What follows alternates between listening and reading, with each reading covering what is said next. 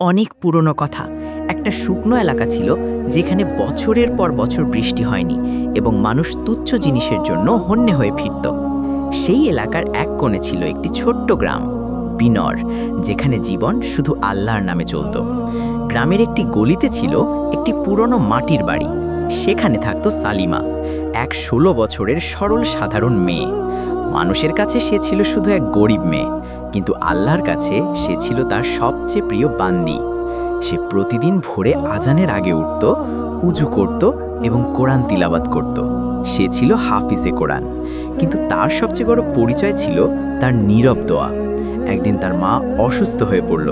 পুরো গ্রামে ওষুধের জন্য টাকা ছিল না। সালিমা আকাশের দিকে তাকিয়ে শুধু এটুকু বলল, ইয়া আল্লাহ, আমি তোমার কিতাবের আমানত। যদি আমার মায়ের স্বাস্থ্য ভালো না হয় তাহলে আমার হৃদয় সূর্য ডুবে যাবে। সেই রাতেই গ্রামের আকাশে হঠাৎ একটি হুদহুদ পাখি উড়ে এলো। গ্রামের বুজুর্গরা বলল, এটি আল্লাহর পয়গাম নিয়ে আসা পাখি। যেখানে এটি বসে সেখানে রহমত বর্ষিত হয়। পরদিন সকালে সালিমার বাড়ির পেছনের উঠোনে একটি আমের গাছ উঠে এলো। একেবারে হঠাৎ, কোনো বীজ ছাড়া, কোনো পানি ছাড়া। মানুষ হতবাক হয়ে গেল। সেই শুকনো জমিন যেখানে কখনো কিছু জন্মায়নি, সেইখানে এখন একটি আমের গাছ, সবুজ পাতা আর ভারী ফল নিয়ে। ঠিক তখনই গ্রামে এলো এক মুসাফির, এক শাহজাদা, যে লুকিয়ে আল্লাহওয়ালাদের খোঁজে ছিল। আমের গাছের খবর পেয়েই সে বলল, যেখানে এমন চমৎকার ঘটে সেখানে নিশ্চয়ই কোনো আল্লাহওয়ালা থাকে। শাহজাদা তার পরিচয় গোপন করে সোজা বিনর গ্রামের দিকে রওনা হলো। সে কোনো সাধারণ শাহজাদা ছিল না, তার নাম ছিল আয়ান, এবং সে এমন এক রাজ্যের উত্তরাধিকারী ছিল যেখানে সম্মান রক্তে নয়, চরিত্রে পাওয়া যেত। আয়ান সাদা পোশাকে এক সাধারণ মুসাফিরের রূপে গ্রামে প্রবেশ করল। গ্রামের বাচ্চাদের সঙ্গে খেলল, বুজুর্গদের সঙ্গে আদবের সাথে দেখা করল, কিন্তু তার চোখ কিছু খুঁজছিল। এক দুপুরে যখন রোদ খুব তীব্র ছিল, সে এক বাড়ির আঙিনায় এক মেয়েকে দেখল। সালিমা গোপনে কারোর সঙ্গে কথা বলছিল। আয়ান চুপচাপ কাছে গেল, কিন্তু সেখানে আর কেউ ছিল না, শুধু সেই হুদহুদ পাখি আমের ডালে বসেছিল। সালিমা বলছিল, তুই আবার ফিরে এসেছিস হুদহুদ, আজও কি সেই পয়গাম? হুদহুদ যেন মাথা নিচু করল এবং উড়ে চলে গেল। আয়ান হতবাক হয়ে গেল। সে প্রথমবারের মতো কোনো মেয়েকে হুদহুদের সঙ্গে কথা বলতে দেখল। পরদিন সে একটি অজুহাতে সেই বাড়ির বাইরে দাঁড়িয়ে ডাকল, মাই, একটু পানি পাওয়া যাবে? শালিমার মা বেরিয়ে এলো এবং হাসি মুখে তাকে বসালো। আয়ান এদিক ওদিক কথা বলল, কিন্তু তার চোখ ঘরের কোণে রাখা কোরআন শরীফ এবং একটি সুতোর চাটাইয়ের ওপর আটকে রইল। কিছুক্ষণ পর শালিমা পানি নিয়ে এলো। আয়ান প্রথমবার তার চোখের দিকে তাকালো। গভীরতা ছিল, কিন্তু কোনো অহংকার ছিল না। সে ধনীদের মতো ছিল না, তার মুখে দুনিয়ার কোনো লোভ ছিল না। সে ছিল শুধু এক আল্লাহওয়ালি। আয়ান নরম স্বরে জিজ্ঞেস করল, তোমার নাম কি? শালিমা চোখ নামিয়ে বলল, নামে কি হয় সাহেব, যদি চরিত্রে আলো না থাকে? আয়ানের চোখ ভিজে গেল। সেই সন্ধ্যায় আয়ান গ্রামের ইমামের সঙ্গে দেখা করল এবং জিজ্ঞেস করল, এই মেয়েটি কে? ইমাম শুধু বলল, সালিমা আল্লাহর বান্দি, সে মেয়ে নয়, সেই আমের গাছের দোয়া যা তুমি দেখতে এসেছ। রাতের নীরবতা ছিল, গ্রাম ঘুমিয়ে পড়েছিল, কিন্তু সালিমা আমের গাছের নিচে বসেছিল। তার সামনে একটি চাটাই বিছানো ছিল, তার ওপর কোরআন শরীফ রাখা ছিল। চাঁদের আলোয় তার মুখ আরও পবিত্র দেখাচ্ছিল। ঠিক তখন গাছের উঁচু ডালে হুদহুদ আবার এসে বসল। সালিমা চোখ বন্ধ করে বলল, আজ কিছু আলাদা, তাই না? হুদহুদ ডানা ঝাপটালো এবং হঠাৎ বলে উঠল, সালিমা, তোমার পরীক্ষা কাছে। এক পথিক এসেছে যে তোমার কাছে আলো চাইবে। তোমাকে নিজের হৃদয় চিনতে হবে, কিন্তু কোরআন থেকে দূরে যেতে হবে না। সালিমা অবাক হল না, শুধু মাথা নিচু করে সিজদা করল এবং বলল, যদি আমার পথ আল্লাহর দিকে যায় তাহলে প্রতিটি পরীক্ষা মঞ্জুর। পরদিন আয়ান আবার সেই বাড়িতে এলো। এবার তার হাতে একটি বই ছিল, কিন্তু তাতে কোরআন ছিল না, ছিল দুনিয়ার জ্ঞান। সে সালিমাকে জিজ্ঞেস করল, তুমি কি কখনো বাইরে যেতে চাও, যেখানে তোমার মতো নেকদিল মানুষের প্রয়োজন? সালিমা হাসল, আমার প্রতিটি পদক্ষেপ আল্লাহর পথে। যদি বাইরে যাওয়া ফরজ হয় তাহলে যাব, কিন্তু ইজ্জত ছাড়া নয়। আয়ান চুপ হয়ে গেল। সেই রাতে হুদহুদ আবার আয়ানের সামনে এলো। মাথা নিচু করে মানুষের কণ্ঠে বলল, শাহজাদা, যে আলোর তুমি খোঁজ করছো তা তোমার সামনে, কিন্তু মনে রেখো, এই মেয়ে কোনো হাসলত নয়, আমানত। যদি তার কাছে যেতে চাও তবে আগে নিজের নফস ছাড়ো এবং নিজেকেও বদলে ফেলো। আয়ান সেই রাতে ঘুমোতে পারল না। সকাল হওয়ার আগেই সে তার রাজকীয় পোশাক খুলে ফেলল এবং গ্রামের মসজিদে প্রথম সারিতে নামাজ পড়ল। মানুষ জিজ্ঞেস করল, এই নতুন মুসাফির কে? কেউ জানত না যে সে এক শাহজাদা, যে এখন আল্লাহওয়ালা হওয়ার পথে। সকালের আজানের সুর পুরো গ্রামে গুঞ্জরিত হচ্ছিল। আয়ান মসজিদের প্রথম সারিতে দাঁড়িয়েছিল, মাথা নিচু, চোখ বন্ধ এবং হৃদয়ে এক অদ্ভুত উৎকণ্ঠা। সে ছিল শাহজাদা, কিন্তু এখন তার ভেতর আরেকজন জেগে উঠছিল, এক মুসাফির যে তখত থেকে নয়, হক থেকে সম্পর্ক চাইত। নামাজের পর ইমাম তাকে ডাকল, বেটা, তুমি কে? এখানে কেন এসেছো? আয়ান চোখ নামিয়ে কিছুক্ষণ নীরব থাকার পর বলল, আমি খোঁজে এসেছি। প্রথমে মনে হচ্ছিল আমি এক নেক মেয়ের দিকে টানছি, কিন্তু এখন বুঝলাম আমি আল্লাহর রেজার দিকে টানছি। ইমাম হাসল এবং বলল, তাহলে তুমি ঠিক জায়গায় এসেছো। সেই দুপুরে সালিমা মসজিদের বাইরে বসে বাচ্চাদের কুরআন পড়াচ্ছিল। তার পাশে বসে এক বাচ্চা জিজ্ঞেস করল, আপনি প্রতিদিন কুরআন কেন পড়েন? আপনি তো আগেই হাফিজ, তাই না? সালিমা বাচ্চার মাথায় হাত রেখে বলল, কারণ কুরআন শুধু মুখস্থ করার জিনিস নয়, বেঁচে থাকার জিনিস। যতদিন নিঃশ্বাস চলে, কুরআন চলতে হবে। পাশে দাঁড়ানো আয়ান এ কথা শুনল এবং তার পা থেমে গেল। সে চোখ দিয়ে নয়, রুহু দিয়ে সালিমাকে দেখতে লাগল। সেই সন্ধ্যায় সে ইমাম সাহেবের কাছে বলল, যদি ইজাজত হয়, আমি এখানে কিছু কাজ করতে চাই, আল্লাহর পথে হাত বাড়াতে চাই। ইমাম জিজ্ঞেস করল, শাহজাদা হয়ে তুমি মজুরি করবে? আয়ান বলল, শাহজাদা তো আমি ছিলাম, এখন শুধু এক বান্দা যে আল্লাহর পথে ঝুঁকতে চায়। গ্রামবাসী দেখল যে মুসাফির আগে সালিমাকে দেখত, সে এখন নিজের নাফস ভাঙতে শুরু করেছে। সে খেতে মজুরি করত, বড়দের খেদমত করত এবং প্রতিদিন মসজিদ পরিষ্কার করত। অনেক সময় তাকে আমের গাছের নিচে বসে থাকতে দেখা যেত, নীরবে। সালিমা একদিন সেখানে এসে জিজ্ঞেস করল, আজকাল খুব চুপচাপ থাকো, সব ঠিক আছে? আয়ান জবাব দিল, যখন হৃদয় খোয়াহেস ছিল তখন জিহ্বা চলত, এখন হৃদয় খালি হচ্ছে, তাই শুধু আল্লাহ শুনছে। সালিমার চোখ ভিজে গেল। সে প্রথমবার আয়ানকে মানুষ হিসেবে নয়, আল্লাহর এক বান্দা হিসেবে দেখল। সেই রাতে হুদহুদ আবার এলো। গাছের ডালে বসে সালিমাকে বলল, এখন তোমার সফর শুরু হতে চলেছে, কিন্তু মনে রেখো, যদি ইশক আল্লাহর সঙ্গে যুক্ত হয় তাহলে তা কখনো রুসওয়া করে না। সালিমা বলল, যদি আমার মহব্বতের মধ্যে আল্লাহ থাকে তাহলে আমি ইজ্জাতের মহব্বত বেছে নেব, দুনিয়ার নয়। দিন ঢলে যাচ্ছিল। গ্রামের ওপর সূর্য সোনালি চাদর বিছাচ্ছিল। আমের গাছ হালকা হাওয়ায় দুলছিল এবং তার ছায়ায় বসেছিল দুজন, সালিমা আর আয়ান। দুজনেই নীরব ছিল। তাদের মধ্যে কোনো ইজহার হয়নি, কিন্তু তাদের নীরবতায় একটি ভরসা পল্লবিত হচ্ছিল, এমন ভরসা যা ইশক থেকে নয়, ঈমান থেকে জন্মায়।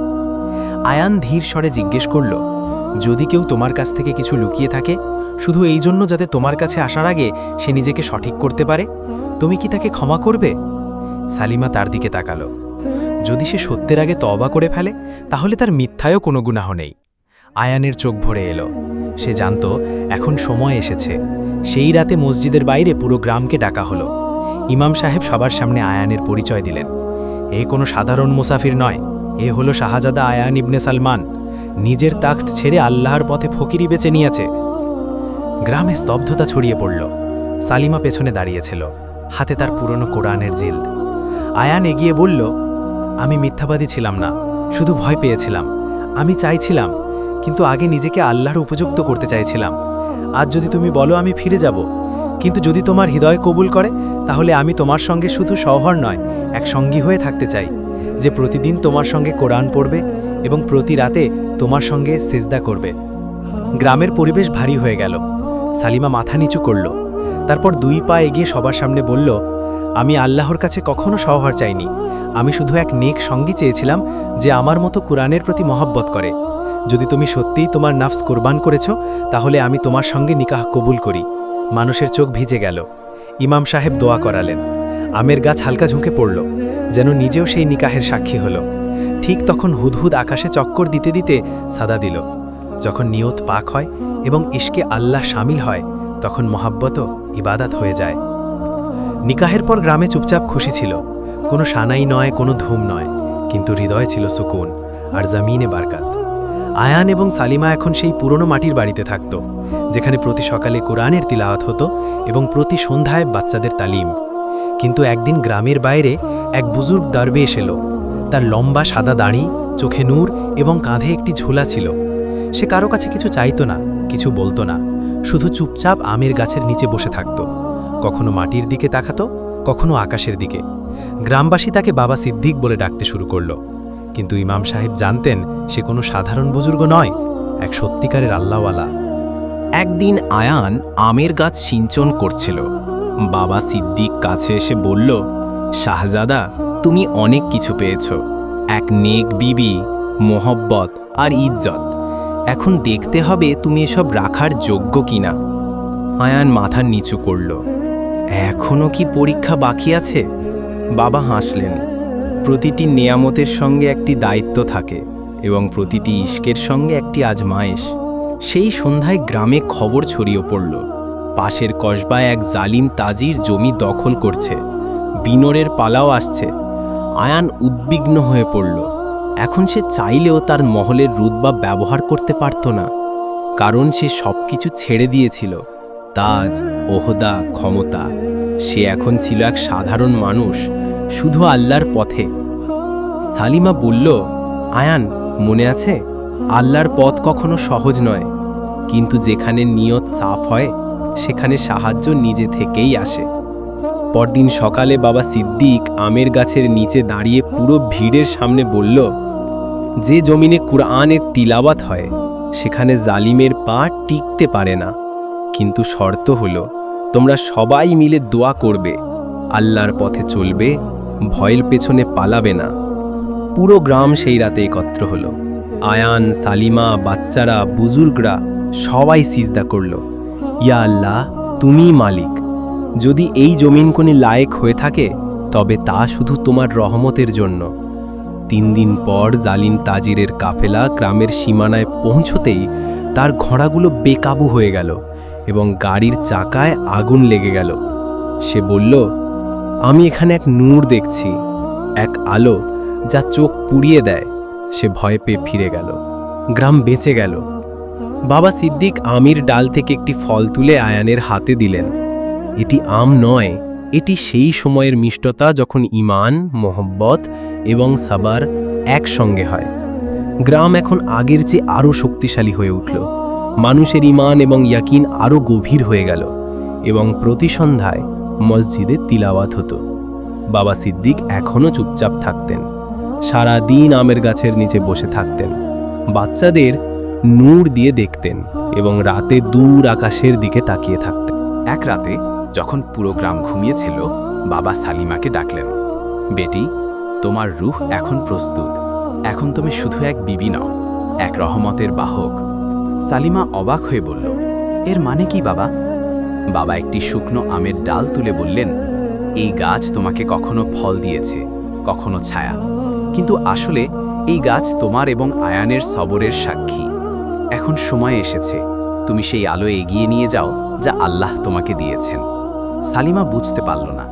বাবা আরও বললেন, খুব শিগগিরই তোমাকে এমন এক সন্তান দেওয়া হবে যার নুরানি রূহ এই জমিনের তালিম এবং ইজ্জতের পথ আলোকিত করবে।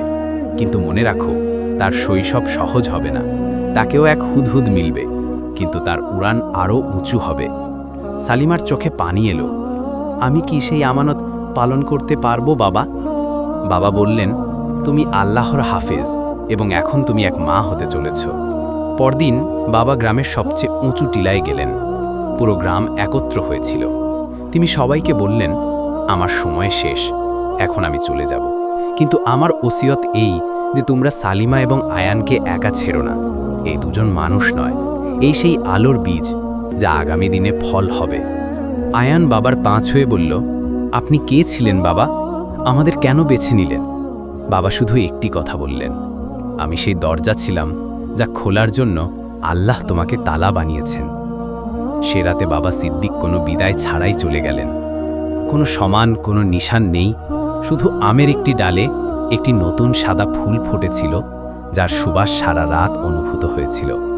কয়েক সপ্তাহ পর আমের গাছের নিচে সকালের আলো নেমে আসতেই সালিমা অজ্ঞান হয়ে পড়ে গেল।